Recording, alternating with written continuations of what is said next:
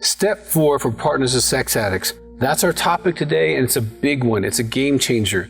Step 4 can change the way you do your life, the way you think, and a significant part of your own personal healing. If you've been married to a sex addict, you're going to want to listen to Step 4 and receive some of the contributions that Step 4 can do. Now, if you have not subscribed to our channel, please, there is so much for partners of sex addicts on our channel. You want to subscribe. We put stuff out all the time to help you in your journey, okay, into validating your trauma and your pain. And if you have a question for me, please put it in the box, or if you have an idea, put it in the box. We love hearing from you, and we respond as quickly as we possibly can. So stay tuned.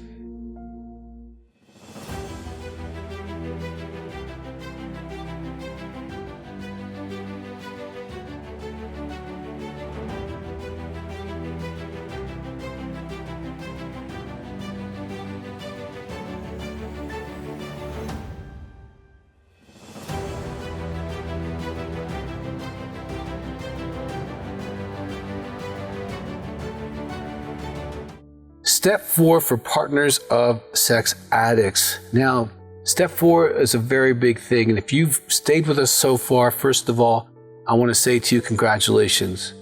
You know, if you're a partner, you've been through a lot of pain, a lot of trauma, and the fact that you're taking responsibility to heal yourself, I'm going to just tell you honestly, you're in the minority. Okay, it's probably 10 to 15% of women actually take the journey of their own healing when they find out that their husband is a sex addict. And that makes sense. I didn't do anything wrong. Why would I have to heal? Well, when you've been hit by a car like you have, affecting you spiritually, emotionally, neurologically, hormonally, in all these different ways, you want to heal you so that you can be the best woman, the best mother, the best sister, the best friend that you possibly can be. Why should you, drive around all beat up? I was driving in today, and there was a lady driving this white pickup. As I got closer to it, it was all banged up. There was bang on the passenger side door. There was bangs in the back of the truck. I mean, you could tell this woman has bumped into a lot of stuff. Okay, and you don't want to look like that. You don't want to behave like that. You don't want to feel like that.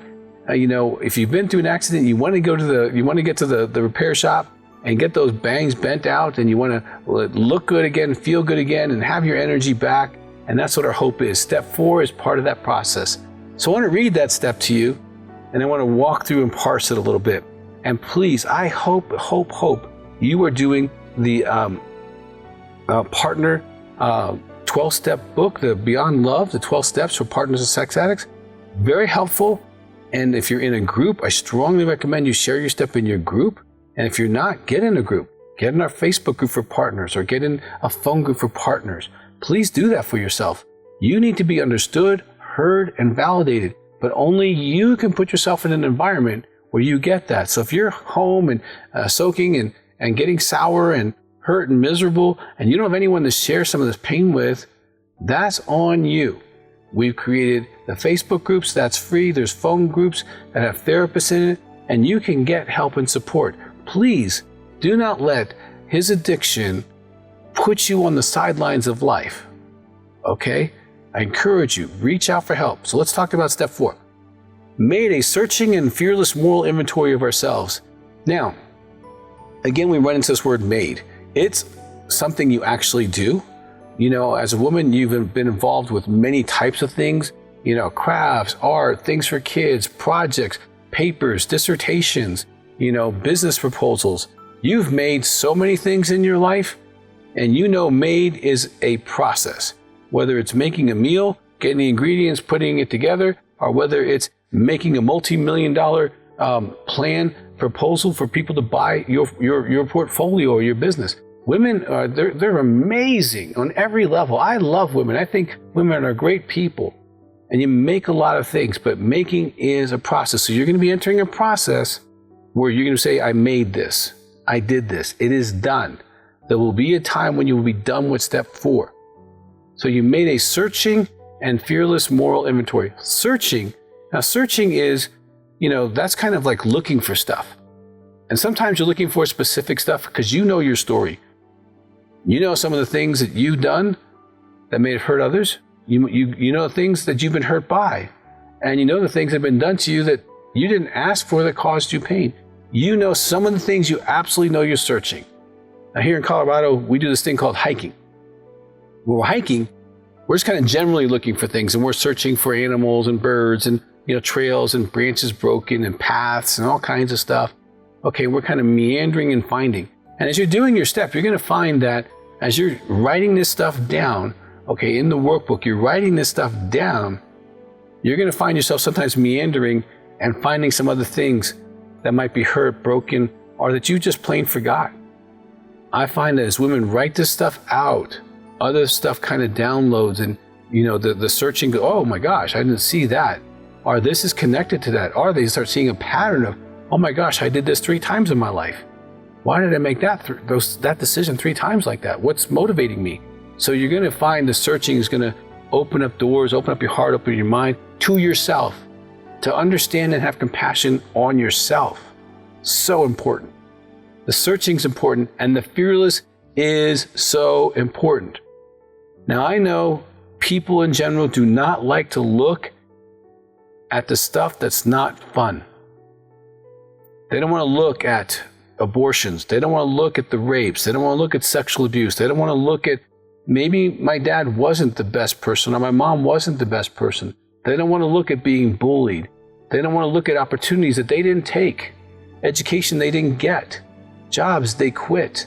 They don't want to look at the decisions that they've made, because as a spouse of an addict, you really got enough to look at him and all the mistakes he's made for the rest of your life. Okay, I understand that. But in our step process, we're only looking at ourselves. We're not looking at someone else. And this is the mistakes you've made. This is the stuff that you did right. We're going to talk about that in a minute. Okay, but it's fearless. It's like, you know what, no matter what's here in this closet, I'm going to look at it. Whatever's in my suitcase, good, bad, or ugly, I'm going to identify it. I'm going to write it down. I'm going to be honest about it. I'm going to be fearless about it. I need to really look at myself completely, fully, openly, and honestly. The great thing about the recovery community is it's a community based on the idea of rigorous honesty. That if it's not exactly pretty and it's me, I'm still going to own it. I'm going to be honest about it. I'm going to talk about it. I'm going to share it so that I can get rid of it. I'm not going to hide it. I'm going to highlight it. So, in making a searching and fearless moral inventory. Now, the moral inventory, I like this idea of inventory. Okay, you go in your pantry and you know what you've got by just looking at it.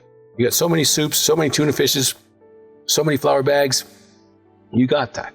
If you own a business, you know your inventory. No matter what your stock is, you generally go and check out what your stock is, okay? If you're providing services, you know what you need to provide those services. So there's always inventory. What's on hand. It's not what you wish was in your closet.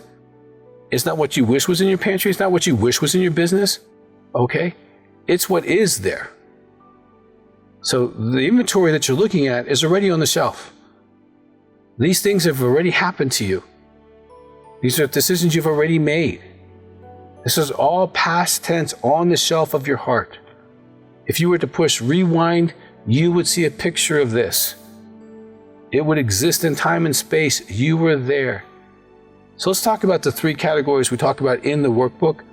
And this makes it a lot easier to put it together and just go like every 10 years of your life, 0 to 10, 10 to 20, 20 to 20, 20 to 30, etc. And you write down the first column is good.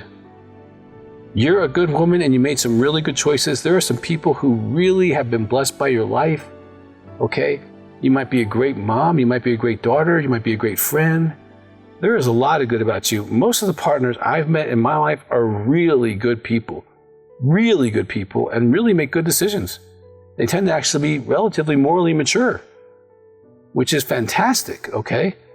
But that's the good stuff. You might have had achievements or educations or projects or books or things that you've done that's really significant. Put those down there. Celebrate your gifts. You might have contributed to some other stuff that's really important. Put it in there. Those are the good things about you, and they need to be stated. Then there's the middle column, and that's the bad. This is the 100% bad decisions you've made. No one else is to blame. There might be influences, family of origin or trauma or other things. I get that, but you made the choice to medicate, to avoid, to make the decision to get involved or not involved. This is the stuff that's hard to look at, but you want to look at it because it'll heal you. Regardless of what your husband or partner does about their sex addiction, this is healing for you. So you write down the bad stuff over the years, okay? And then the third column. The third column is the ugly column. It's not bad because you didn't have any decision. This is ugly, okay? So it's the good, the bad, and the ugly. The ugly is things that happened to you that you had no responsibility for. Things like being sexually abused. Things like the dad and mom that you were given, and they might have left all kinds of absences or bad ideas in your heart, okay? You might have had bad relationships in which you were hurt. You might have had other kinds of trauma, economic traumas, legal traumas. You might have had other kinds of experiences that have been brought into your life, car accidents, surgeries, disease that have come into your life, are the ugly things that you didn't have anything to do with, but they're part of your inventory. It's what's in the closet. It's what's on the shelf. Okay? So step 4 is it made a searching and fearless moral inventory of ourselves. It's just what's on the shelves of our lives. You're not bad because there's some things on that shelf that doesn't look pretty. You need to be honest and whole, and you want to share this step when you're done with your group. And again, if you're not in a phone group, get in one, okay? Start building some female relationships to help support you in this process. You know, don't be talking to a male about your pain, about your marriage. Don't do that. Talk to women. Do your inventory, and I think you'll be very glad that you did.